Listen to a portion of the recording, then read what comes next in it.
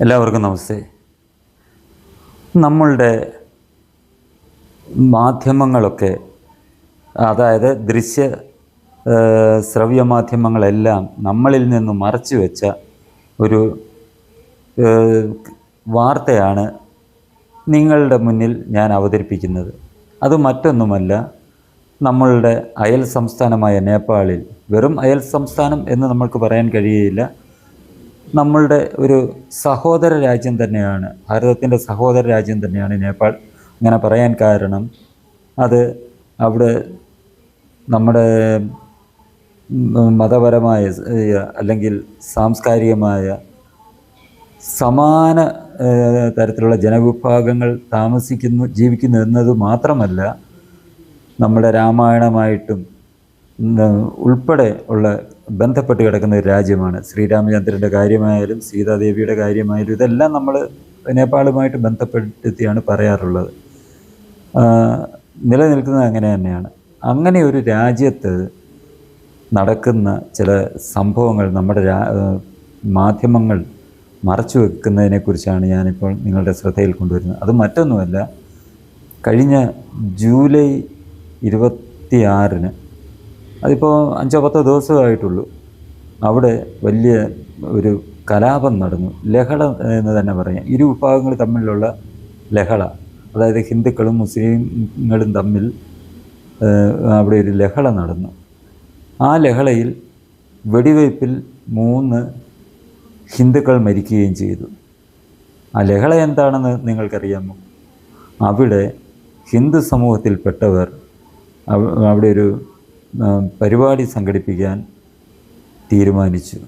അതിൻ്റെ ഭാഗമായിട്ട് അവർ പോസ്റ്റുകളിലുമൊക്കെ ഈ കാവ്യ പതാക കെട്ടുകയും ഉച്ചഭാഷണിയിലൂടെ ഗാനങ്ങൾ വയ്ക്കുകയും കേൾപ്പിക്കുകയും ആലപിക്കുകയും ഒക്കെ ചെയ്തു. ഇത് പാടില്ല എന്ന് പറഞ്ഞ് ആ ഭാഗത്തെ മുസ്ലിം വിഭാഗം, കുറച്ചുള്ള മുസ്ലിം വിഭാഗം കലാപം ഉണ്ടാക്കുകയാണ് ചെയ്തത്.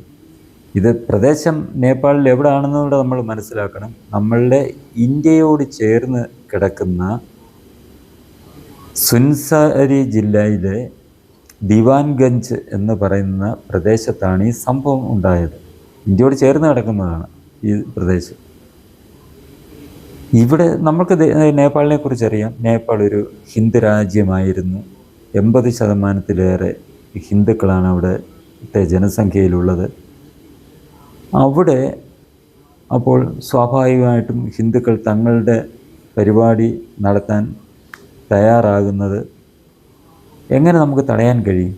പക്ഷേ അവിടെ സംഭവിച്ചത്, ഇപ്പോൾ അവിടെ ഏകദേശം 5% ഇസ്ലാം മതവിശ്വാസികളുണ്ട്. അതിലും കുറേയേറെ പേര് റോഹിംഗ്യ വിഭാഗത്തിൽപ്പെട്ട മുസ്ലിങ്ങളാണ്. നമ്മൾക്കറിയാമല്ലോ റോഹിംഗ്യകളെക്കുറിച്ച്. ബർമയിൽ, അതായത് ഇപ്പോഴത്തെ മ്യാൻമറിൽ അക്രമങ്ങൾ നടത്തി അവിടുത്തെ ജനങ്ങൾക്കെതിരായിട്ട്, അവിടുത്തെ സംസ്കാരത്തിനെതിരായിട്ട് വളരെയേറെ പ്രശ്നങ്ങൾ ഉണ്ടാക്കാൻ ശ്രമിച്ചതുകൊണ്ട് അവിടുത്തെ സർക്കാർ ആ രാജ്യത്തു നിന്ന് ഓടിച്ചു വിട്ടവരാണ്.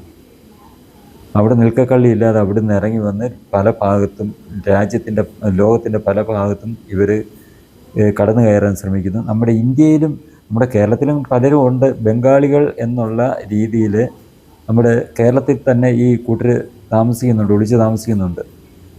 അപ്പോൾ അങ്ങനെയുള്ള ആ വിഭാഗത്തിൽപ്പെട്ടവർ ഈ ഇന്ത്യയിൽ കൂടി കയറി നേപ്പാളിലെത്തി അവിടെ വാസം ഉറപ്പിക്കാൻ ശ്രമിക്കുന്നുണ്ട്. അവർ അവിടുത്തെ തുച്ഛമായ പ്രാദേശികമായിട്ടുള്ള ഇസ്ലാമിക മതവിഭാഗത്തുമായി ചേർന്ന് അവിടെ ഇതിനെ, ഹിന്ദുക്കളുടെ പ്രവർത്തനങ്ങളെ തടസ്സപ്പെടുത്താനാണ് ശ്രമിച്ചുകൊണ്ടിരിക്കുന്നത്. അതേ തുടർന്നുണ്ടായ സംഭവവികാസങ്ങളാണ് ഇപ്പോൾ വെടിവയ്പ്പിൽ കലാശിച്ചതും 3 ഹിന്ദുക്കളുടെ ജീവൻ നഷ്ടമാകാൻ കാരണമായതും. ഈ ഒരു സംഭവം നേപ്പാളിലാകെ വ്യാപിച്ചുകൊണ്ടിരിക്കുകയാണ്. ഹിന്ദു സമൂഹം നേപ്പാളിൽ പൂർണ്ണമായിട്ടും ഈ ഒരു പ്രശ്നത്തെ വ്യാപിപ്പിച്ചുകൊണ്ട് ഇത് ഹിന്ദുക്കൾക്ക് ഇടയിൽ ഇത് അവബോധം സൃഷ്ടിക്കാൻ അവർ ശ്രമം ആരംഭിച്ചിരിക്കുന്നു. ഏകദേശം പകുതിയിലേറെ പ്രദേശത്തും ഈ ഒരു പ്രക്ഷോഭം പടർന്നു പിടിച്ചുകൊണ്ടിരിക്കുകയാണ് എന്നുള്ള കാര്യമാണ് ഇപ്പോൾ നമ്മൾ പുറത്തു വന്നുകൊണ്ടിരിക്കുന്നത്. ഇത് നമ്മുടെ ദേശീയ മാധ്യമങ്ങൾ പലതും റിപ്പോർട്ട് ചെയ്ത കൂട്ടത്തിൽ എന്നും നമ്മുടെ ഹിന്ദുക്കൾക്കും സംസ്കാരത്തിനും കമ്മ്യൂണിസ്റ്റുകളോ കോൺഗ്രസ്സോ അല്ലാത്ത ഭരണം രാജ്യത്ത് വന്നാൽ അതിനെ താറടിച്ച് കാണിക്കാനും ശ്രമിക്കുന്ന ദ ഹിന്ദു എന്ന പത്രത്തിൽ കൂടി ഈ വാർത്ത ചെറുതായിട്ട് വരികയുണ്ടായി. എന്നിട്ടും നമ്മുടെ കേരളത്തിലെ പത്രങ്ങൾ ഇതിനെ മൂടി വെക്കാൻ ശ്രമിക്കുകയാണ് ചെയ്തത്. ഈ നേപ്പാളിനെ കുറിച്ച് നമുക്കറിയാമല്ലോ. അവിടെ ലോകത്തിലെ ഏക ഹിന്ദു രാജ്യമായിരുന്നു നേപ്പാൾ. അവിടെ രാജാവായിരുന്നു അവിടുത്തെ പരമാധികാരി. എങ്കിൽ കൂടിയും തിരഞ്ഞെടുപ്പ് നടത്തി ജനങ്ങൾ തിരഞ്ഞെടുക്കുന്ന പ്രധാനമന്ത്രിയായിരുന്നു രാജാവിന് വേണ്ടി രാജാവിൻ്റെ പിന്തുണയോടുകൂടി രാജ്യം ഭരിച്ചിരുന്നത്. അവിടെ ഒരു പുഷ്പകുമാർ എന്ന് പറയുന്ന പ്രചണ്ഡ എന്ന വിളിപ്പേരുള്ള ഒരു വിദ്വാൻ, അയാൾ നമ്മുടെ ഭാരതത്തിലാണ് വിദ്യാഭ്യാസം ചെയ്തത്. ഇവിടെ വന്നതോടുകൂടി ആ രാജ്യത്ത് വിദ്യാഭ്യാസത്തിന് വന്നതോടുകൂടി നമ്മുടെ ഇന്ത്യയിൽ വിദ്യാഭ്യാസത്തിന് വന്നതോടുകൂടി ഇവിടുത്തെ ദേശവിരുദ്ധരും ഹിന്ദുവിരുദ്ധരുമായ കമ്മ്യൂണിസ്റ്റുകാരുടെ കയ്യിലകപ്പെട്ട് അയാൾ ഒരു കമ്മ്യൂണിസ്റ്റുകാരനായി മാറി. പിന്നീട് അയാൾ നേപ്പാളിൽ തിരിച്ചു ചെന്ന് കമ്മ്യൂണിസം, അതായത് നക്സലിസം പോലുള്ള ഒളിപ്പോരുമൊക്കെ ആയിരുന്നു നടത്തിയിരുന്നത്. അങ്ങനെ ജനങ്ങളെ, നല്ലൊരു ശതമാനം ജനങ്ങളെ ഹിന്ദു സംസ്കാരത്തിനെതിരായിട്ടും രാജഭരണത്തിനെതിരായിട്ടും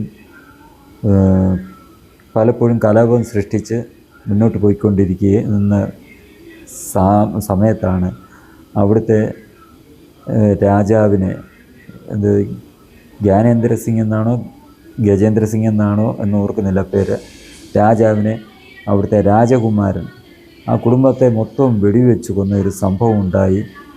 അതിനുശേഷം അതിനെ തുടർന്നുള്ള സ്ഥിതിഗതികൾ ആകെ രാജ്യത്ത് മാറുകയും അവിടെ തെരഞ്ഞെടുപ്പിൽ ഈ പ്രചണ്ഡ എന്ന് വിളിക്കുന്ന ഈ ഹിന്ദു വിരുദ്ധനായിട്ടുള്ള കമ്മ്യൂണിസ്റ്റുകാരൻ പ്രധാനമന്ത്രിയാകുകയും ചെയ്തു. അയാൾ ആ ഭരണത്തിലിരുന്നു കൊണ്ട് ഈ ഹിന്ദു രാഷ്ട്രം എന്നുള്ള ഇത് മാറ്റി മതേതര രാജ്യമാക്കി ഇതിൻ്റെ ആ ഭരണഘടന തന്നെ അങ്ങ് മാറ്റി. അതോടുകൂടി ആ രാജ്യം അശാന്തിയിലേക്ക് കൂപ്പുകുത്തിക്കൊണ്ടിരിക്കുകയായിരുന്നു. കാരണം അവിടെ മതേതരം, ആർക്കും കയറി എന്തും ചെയ്യാമെന്നുള്ള ഒരവസ്ഥ.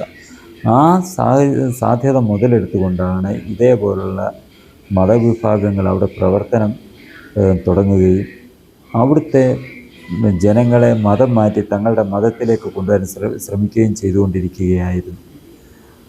അതിൻ്റെ ഭാഗമായി തന്നെ വേണം നമ്മൾ കാണേണ്ടത്. ഇപ്പോൾ ഈ ഹിന്ദുക്കളുടെ ഈ പരിപാടിയെ തടഞ്ഞുകൊണ്ട് നടത്താൻ പാടില്ല എന്ന് പറഞ്ഞ് ഇവിടെ ഈ വിഭാഗം അവിടെ അവർക്കെതിരെ കലാപം ഉണ്ടാക്കാൻ ശ്രമിക്കുന്നത്. അവർ കെട്ടിയ കൊടികൾ നശിപ്പിച്ച് കളയുക, മൈക്കിൽ കൂടി ഒന്നും ഉച്ചത്തിൽ പറയാൻ പാടില്ല എന്നൊക്കെയുള്ള പ്രശ്നങ്ങൾ ഉണ്ടാക്കിക്കൊണ്ട് ആ രാജ്യത്ത് കലാപം സൃഷ്ടിക്കാൻ ഇവർ ശ്രമിച്ചു കൊണ്ടിരിക്കുകയാണ്. ഇതിൽ പൊറുതിമുട്ടിയ അവിടുത്തെ ജനങ്ങൾ ഇപ്പോൾ പറയുന്നത് എന്താണ്? ഇത് പഴയതുപോലെ നേപ്പാളിനെ ഹിന്ദു രാഷ്ട്രമായി വീണ്ടും പ്രഖ്യാപിക്കണം, അതിനായി രാജ്യത്തെ ഭരണഘടന വീണ്ടും തിരുത്തണം, ഭരണഘടന മാറ്റി എഴുതി ഹിന്ദു രാഷ്ട്രമായി പ്രഖ്യാപിച്ചുകൊണ്ടുള്ള, ഹിന്ദു രാഷ്ട്രം പുനഃസ്ഥാപിച്ചുകൊണ്ടുള്ള പ്രഖ്യാപനം ഉണ്ടാകണം എന്നാണ് ഇപ്പോൾ അവിടുത്തെ ജനങ്ങൾ ആവശ്യപ്പെടുന്നത്. കാരണം അവർ സമാധാനപരമായി ജീവിക്കാനാണ് അവർ ആഗ്രഹിക്കുന്നത്. ഹിന്ദു രാജ്യമായിട്ട് നിലനിന്നിരുന്ന സമയത്ത് ഈ കമ്മ്യൂണിസ്റ്റുകൾ ഉണ്ടാക്കിക്കൊണ്ടിരുന്ന കുത്തിത്തിരിപ്പല്ലാതെ മറ്റൊരു രീതിയിലുള്ള പ്രശ്നങ്ങൾ അവർക്കില്ലായിരുന്നു. അവർക്കെല്ലാം സ്വാതന്ത്ര്യം ഉണ്ടായിരുന്നു. പക്ഷേ ഇപ്പോൾ അവർക്ക് അവരുടെ മതപരമായ കാര്യങ്ങൾ പോലും അനുഷ്ഠിക്കാൻ പറ്റാത്ത രീതിയിലുള്ള ഭീഷണിയാണ് ഉയർന്നുകൊണ്ടിരിക്കുന്നത്. അത് കാരണം ജനങ്ങൾ ഇളകിയിരിക്കുന്നു. ഹിന്ദു രാഷ്ട്രമായിട്ട് പ്രഖ്യാപിക്കണം, അതിന് ഭരണഘടന തിരുത്തണം എന്ന് പറഞ്ഞുള്ള പ്രശ്നങ്ങളാണ് അവിടെ നടന്നുകൊണ്ടിരിക്കുന്നത്. ഇതിനിടയ്ക്ക് അവിടെ ഈ നമ്മുടെ രാജ്യത്ത് നടത്താൻ ശ്രമിച്ചതുപോലെ ഈ രാജ്യത്ത് ഈ കൂറകൾക്ക് പ്രചോദനവും നേപ്പാളിലെ ഒരു ജൻസി കലാപമായിരുന്നു. ജൻസി കലാപത്തെ തുടർന്ന് അന്നുണ്ടായിരുന്ന സർക്കാരിനെ അട്ടിമറിച്ച് തെരഞ്ഞെടുപ്പിലൂടെ പ്രധാനമന്ത്രിയായൊരു ഇപ്പോഴുള്ള ഭരണാധികാരിയാണ് ബാലൻ ഷാ. അദ്ദേഹത്തിന് പോലും ഇതിനെ നിയന്ത്രിക്കാൻ പറ്റാത്ത അവസ്ഥയിലേക്ക് എത്തിച്ചേർന്നിരിക്കുകയാണ്. അവിടുത്തെ ആ ഒരു ഹിന്ദുക്കളുടെ ആ ഒരു ആവശ്യം എന്ന് തന്നെ നമുക്ക് പറയാം. അവർ കലാപം നടത്തുന്നില്ലെങ്കിലും അവർ പ്രക്ഷോഭവുമായിട്ട് മുന്നോട്ട് പോയിക്കൊണ്ടിരിക്കുകയായിരുന്നു ഹിന്ദു ഉണർവിൻ്റെ. കാരണം ജീവിതം പൊറുതി മുട്ടിയതോടുകൂടി അവർ സഹിച്ച് അവസാനം അവർ തെരുവിലിറങ്ങേണ്ട അവസ്ഥയിലേക്ക് അവിടുത്തെ ഈ സാഹചര്യം മാറിക്കൊണ്ടിരിക്കുന്നത് മനസ്സിലാക്കിയ ജനങ്ങൾ ഈ ആവശ്യം പറഞ്ഞ് തെരുവിലിറങ്ങിയിരിക്കുകയാണ്. അത് വ്യാപിച്ചുകൊണ്ടിരിക്കുന്ന ഏകദേശം ഇപ്പോൾ നേപ്പാളിൻ്റെ പകുതിയിൽ കൂടുതൽ ഈ പ്രക്ഷോഭം വ്യാപിച്ചു എന്നാണ് അറിയുന്നത്. നേപ്പാളിനെ ഹിന്ദു രാജ്യമായി പ്രഖ്യാപിക്കുക, ഹിന്ദു രാജ്യം പുനഃസ്ഥാപിക്കുക, അതിന് ഭരണഘടന ഭേദഗതി ചെയ്യുക എന്നുള്ള ആവശ്യവുമായിട്ടാണ് അവിടുത്തെ ജനങ്ങൾ ഇപ്പോൾ തെരുവിലിറങ്ങിയിരിക്കുന്നത്. ഇതാണ് നമ്മുടെ കേരളത്തിലെ ഈ മാധ്യമങ്ങൾ മൂടിവെക്കാൻ ശ്രമിക്കുന്നത്. കാരണം അവർക്ക് ഹിന്ദുക്കൾ എന്ന് പറയുന്നത് അവർക്കൊരു ഈ നമ്മളെന്തോ അതിനെക്കുറിച്ച് പറയണ്ടേ, അലർജി എന്നുമല്ല, നമ്മൾ കഥകളി പറയുമല്ലോ, കുരിശ് കണ്ട എന്തിൻ്റെ കാര്യം പറയില്ല എന്ന് പറയുന്നതിൻ്റെ കൂട്ടാണ് അവർക്ക് ഹിന്ദുക്കളുടെ കാര്യം, ഹിന്ദുക്കൾക്ക് അനുകൂലമായിട്ട് എന്തെങ്കിലും ഒരു കാര്യം പുറത്ത് ജനങ്ങളുടെ മുന്നിൽ എത്തിക്കുക എന്നുള്ളത്. ഏഷ്യാനെറ്റ് ഉൾപ്പെടെയുള്ള മാധ്യമങ്ങളുടെ കാര്യമാണ് പറഞ്ഞത്. ജനം മാത്രമാണ് അതിന് ഒരു വിരുദ്ധമായി നിൽക്കുന്നത്. ഈ രാജ്യത്തിനെതിരെ എന്തൊക്കെ കള്ളത്തരം പടച്ചുവിടാമോ. ഈ അടുത്ത സമയത്ത് തന്നെ കൂറകളുടെ സമരത്തിന് ഏത് രീതിയിലാണ് ഈ ഏഷ്യാനെറ്റൊക്കെ പൊക്കിക്കൊണ്ടുവന്നത്. അതിനകത്തിൽ കൂടി രാജ്യം ഭരിക്കുന്ന പ്രധാനമന്ത്രിയെക്കുറിച്ച് എന്തുമാത്രം അധിക്ഷേപിക്കുന്ന രീതിയിലുള്ള പരിപാടികളാണ് ഈ ഏഷ്യാനെറ്റ് കൊണ്ടുവരുന്നത്. ഇതാണ് ഇവിടുത്തെ മാധ്യമങ്ങളുടെ എല്ലാ അവസ്ഥ. മാതൃഭൂമിയാകട്ടെ, മനോരമയാകട്ടെ, പിന്നെ ഈ മുട്ടയുടെ റിപ്പോർട്ടർ പറയുകയും വേണ്ട, ഈ അത് തന്നെ 24 ഇതുപോലുള്ള എല്ലാം ഈ ഹിന്ദുക്കൾക്കും ഈ സംസ്കാരത്തിനുമെതിരെ പ്രവർത്തിക്കുന്നതുകൊണ്ട് അവർ ഈ വാർത്തകൾ പുറത്തോട്ട് വരാൻ അനുവദിക്കുന്നില്ല. റോയിട്ടേഴ്സൊക്കെ എടുത്ത് നോക്കിക്കഴിഞ്ഞാൽ വീഡിയോ കിടപ്പുണ്ട് അതിനകത്ത്. നമ്മുടെ ആൾക്കാർ, മിക്ക ആൾക്കാരും ഇത് യൂട്യൂബൊക്കെ കാണുന്നവരാണ്, സാമൂഹ്യ മാധ്യമങ്ങളിലുള്ളവരാണ്. നിങ്ങൾ അതിനകത്തിൽ സെർച്ച് ചെയ്താൽ റോയിട്ടേഴ്സ് ഉൾപ്പെടെയുള്ളതിനകത്തിൽ നോക്കിയാൽ ഈ വാർത്ത നിങ്ങൾക്ക് മനസ്സിലാകും. അതിൽ നിന്ന് നിങ്ങൾക്ക് ഈ കാര്യത്തിൻ്റെ ഗൗരവം മനസ്സിലാകും. അതായത് ഈ കേരളത്തിലെ ചാനലുകൾ എത്രമാത്രം ഈ ഭാരതീയ സംസ്കാരത്തിന് അല്ലെങ്കിൽ ഹിന്ദു സംസ്കാരത്തിന് വിരുദ്ധമാണ് എന്നുള്ള കാര്യം. ഇതനുസരിച്ച് വേണം നമ്മൾ ഓരോ കാര്യങ്ങളുമായി തീരുമാനങ്ങളുമായി മുന്നോട്ട് പോകേണ്ടത്. എന്തിനാണ് ഇത്തരം ഈ ചാനലുകളെ നമ്മൾ വളർത്തുന്നത്? ഈ ഏഷ്യാനെറ്റ് രാജീവ് ചന്ദ്രശേഖറിൻ്റെ ചാനലാണെന്ന് പറഞ്ഞിട്ട് എന്തെങ്കിലും കഥയുണ്ടോ? അദ്ദേഹം ഇതിനെ നിയന്ത്രിക്കാൻ ശ്രമിക്കുന്നില്ല. അദ്ദേഹത്തിന് ചാനലിൽ കൂടി കാശുണ്ടാക്കണം എന്നുള്ള ചിന്തയല്ലാതെ അതിലെ ഇത്തരം ഈ പ്രധാനമന്ത്രിക്കോ BJPക്കോ അല്ലെ രാജ്യത്തിനോ എതിരായിട്ട് എന്തെങ്കിലും ഒരു നടക്കുന്ന കാര്യങ്ങൾ നിയന്ത്രിക്കാൻ അദ്ദേഹം തയ്യാറാകുന്നില്ല. അപ്പം നമ്മളാണ് ഇവരെയൊക്കെ മര്യാദ പഠിപ്പിക്കേണ്ടത്. ഇത്തരം ചാനലുകളെ തറ പറ്റിക്കാൻ നമ്മൾ ശ്രമിക്കണം. ഏഷ്യാനെറ്റ് ആണെങ്കിലും 24 ആണെങ്കിലും റിപ്പോർട്ടറാണെങ്കിലും ഇതിനെയെല്ലാം നമ്മൾ താഴോട്ട് കൊണ്ടുവരുന്നത്. അത് മനോരമയുണ്ട്, മാതൃഭൂമിയുണ്ട്, എല്ലാം ഉണ്ട്. ഇതിനെക്കുറിച്ച് നമ്മൾ ചിന്തിച്ചിട്ട് നമ്മൾ പ്രവർത്തിക്കുക. ഇല്ല എന്നുണ്ടെങ്കിൽ നമ്മളെ വിറ്റ് ഇതുങ്ങളെല്ലാം പണം സമ്പാദിക്കും എന്നുള്ളതല്ലാതെ, തടിച്ചു കൊടുക്കും എന്നുള്ളതല്ലാതെ നമ്മൾക്ക് ഗുണകരമായിട്ടോ നമ്മൾക്ക് എതിരായിട്ടേ പ്രവർത്തിക്കത്തുള്ളൂ, നമുക്ക് ദോഷകരമായിട്ടേ പ്രവർത്തിക്കത്തുള്ളൂ, ഗുണകരമായിട്ട് പ്രവർത്തിക്കത്തില്ല എന്നുള്ള കാര്യവും നമ്മൾ മനസ്സിലാക്കി തന്നെ മുന്നോട്ട് പോവുക. ഈ ചാനൽ നിങ്ങൾക്ക് ഇഷ്ടമായെങ്കിൽ ഇതിൻ്റെ വളർച്ചയ്ക്കായി നിങ്ങൾ ഈ ചാനൽ സബ്സ്ക്രൈബ് ചെയ്യുകയും ഇതിൽ വരുന്ന വീഡിയോകൾ പൂർണ്ണമായി കണ്ടതിന് ശേഷം ഇത് ലൈക്ക് ചെയ്യുകയും നിങ്ങളുടെ അഭിപ്രായങ്ങൾ കമൻറ്റായി രേഖപ്പെടുത്തുകയും ചെയ്യുക. ഒപ്പം തന്നെ കൂടുതൽ ആളുകളിലേക്ക് ഈ ചാനൽ എത്തിക്കുന്നതിനായി ഇതൊന്ന് ഷെയർ ചെയ്യുകയും ചെയ്യുക.